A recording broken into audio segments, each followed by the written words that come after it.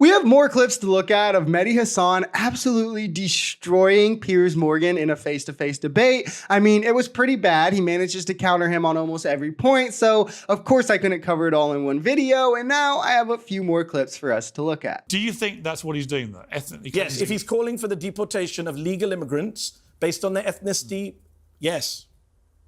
Do you think he's called it a bloody operation? Are you okay with 14 million people being violently removed from their homes? Are you? 4 million American children losing let me their ask you a parents? question. It's outrageous. Are you okay with the situation on the southern border with so many illegal people coming in illegally? No, I'm not. So presumably you're a legal migrant to America. Yes, I am. Right, so everyone has gone through the process like you. But whether you're legal or undocumented, you shouldn't be violently removed. And by the way, the southern border situation is a very complicated situation. It's been going on for years. Multiple presidents, multiple parties. There's no easy But you would fix. concede under the Democrats it's been a fiasco. No. Why Come would I on. concede that? Really? The numbers in the last 3.5 years? And they were really bad under George Bush, if we go back. I mean, it's a multi-party. It's a multi. To make this into a party thing is ridiculous. In fact, last time I came on your show, you tried to do a gotcha on me and said Obama was the deporter. Yeah, he was. So clearly, Democrats aren't bad. They're on your side. Yeah, these are all wonderful points being made by Mehdi, and to try and address them all, he's exactly right that no one has solved the border issue. Border crossings doubled under Trump in 2019. They started to spike again at almost historic levels at the end of 2020 after COVID, when he then handed it to Biden so he could blame him for all of it. George Bush also had bad border crossing numbers, and Trump had a lower catch rate than Biden, deported less than Obama. He just sold the narrative to his cult that he has the most secure border when it's pretty much false.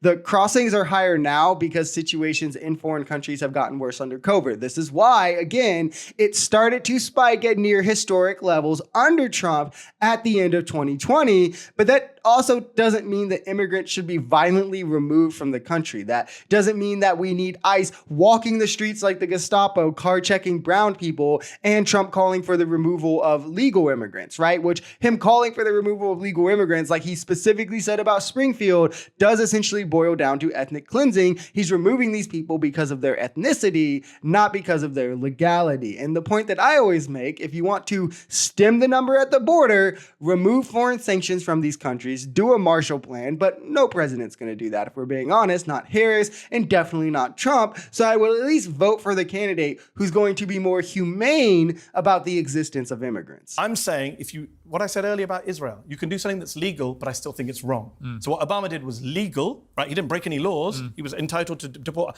but I thought it was wrong, unwise, unhelpful, counterproductive, unfair. That's a different argument. What Trump would be doing is taking people who are here legally and suggesting that they get out. You know, when they go after 14 million people, Piers, you're a very experienced journalist, you've covered many political issues around the world. There's no scenario in which the American bureaucracy goes house to house to look for 14 million people and doesn't end up getting innocent people, green card holders, legal immigrants, just people who look brown or have a Spanish name and getting them as well. You know this. It's going to be a disaster, Piers. So next time you talk to your pals, tell them not to do it. On Springfield, do you think it's... I think what happened in Springfield is outrageous. If you condemn the incitement of violence there by Trump.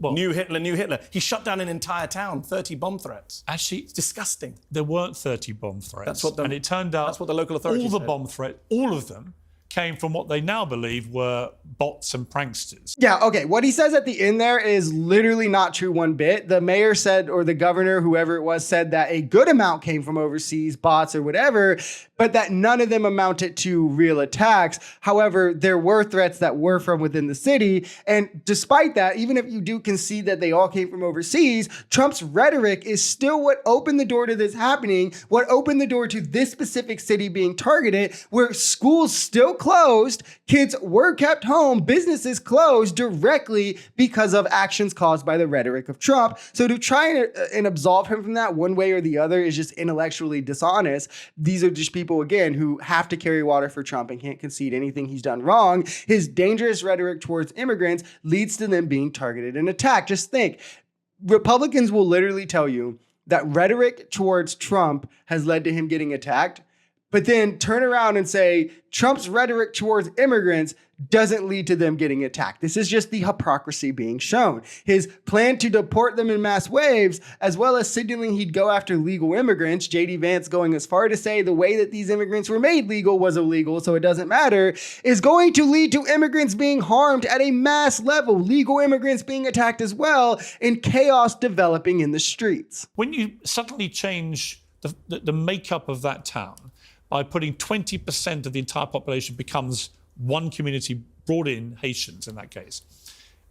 I've seen lots of people in the area say the Haitians have been great for working and economy and so on. Great.